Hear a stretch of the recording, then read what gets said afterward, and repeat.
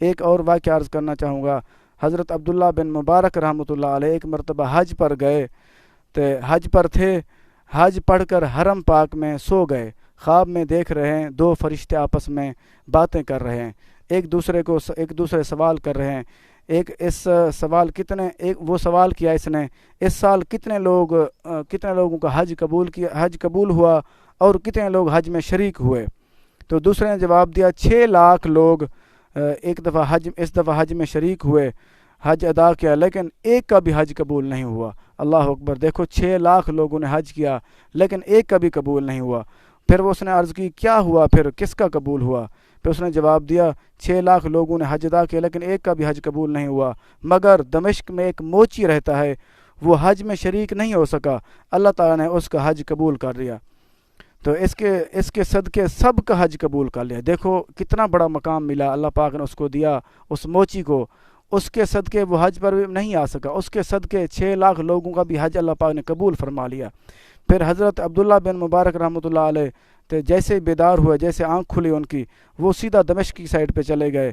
وہ جا کر ڈھونڈتے رہے کہ وہ موچی کہاں ہے، اس کی تلاش کرتے رہے، تلاش کرتے کرتے وہاں پہ جا کے دیکھ لیا، پا لیا، اس کو دیکھ لیا۔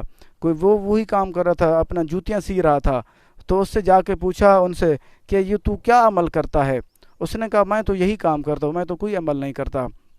پھر حضرت عبداللہ بن مبارک رحمۃ اللہ علیہ نے واقعہ سنایا کہ میں حج پہ گیا، میں ایسے سویا تو یہی صورتحال میں نے دیکھی۔ وہ موچی رونے لگا، اس کی آنکھوں سے آنسو آ گئے۔ اس نے کہا اور تو کوئی عمل نہیں کرتا، ایک دفعہ ایسے ہوا مجھے بہت زیادہ شوق تھا حج کرنے کا، میں نے سوچا کہ میں تھوڑے تھوڑے پیسے اکٹھے کروں کہ میں حج پہ جاؤں۔ ایسے ہوا کہ میں نے پیسے اکٹھے کر لیے، حج کا موقع آ گیا، میں تیاری کر رہا تھا۔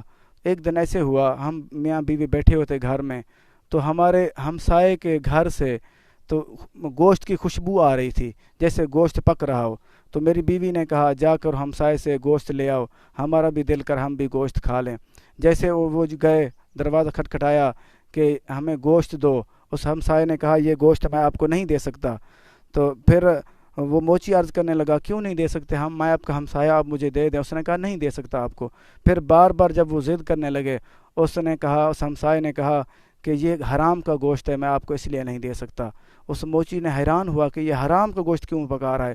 اس نے کہا 7 دن سے میرے بچے بھوکے تھے، تو میں نے سوچا کہ میرے بچے بھوکے ہیں، چلو بھوک سے حرام کھانا جائز ہے اگر بھوکے مرنے سے، پھر میں حرام گوشت لے کے آیا ہوں، وہی پکا کے کھا رہے ہیں۔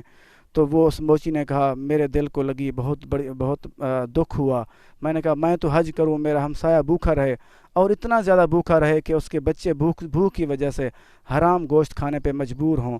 اس نے کہا کہ میں نے سارے پیسے جا کے اس ہمسائے کو دے دیے۔ میں نے کہا اللہ تعالیٰ کہ میرا ہمسایہ بھوکا رہے، میں حج کروں، یہ مجھے اچھا نہیں لگتا، کیونکہ میں نے اس کو دے دیے۔ اللہ تعالیٰ نے شاید اسی وجہ سے میرا حج قبول کیا اور میرے ساتھ اتنا راضی ہو گیا۔ دیکھو اللہ پاک کی ذات، اللہ پاک کی رحمت بہانے مانگتی ہے۔ اگر ہم اپنے ہمسایوں کو خیال رکھیں تو ہمارا اللہ بھی ہم سے راضی ہوگا اور ہمارا رسول بھی راضی ہوگا۔